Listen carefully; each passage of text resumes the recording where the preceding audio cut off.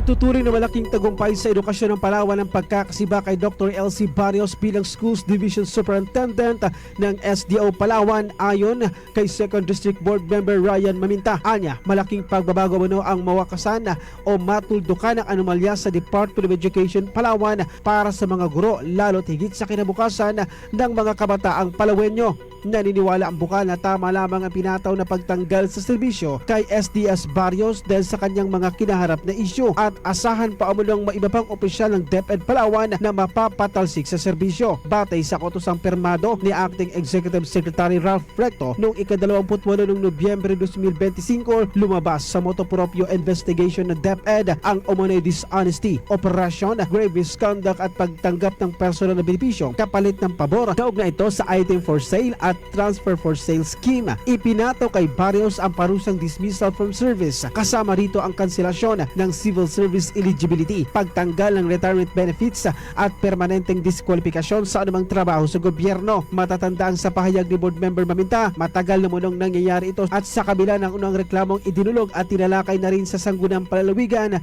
ay tila hindi munong natatakot ang mga sangkot na personalidad at patuloy pa rin ang issue sa pera-pera scheme sa tanggapan. Ako si John Vicer Bantaculo ng GMA Super Radio Palawan, dapat totoo.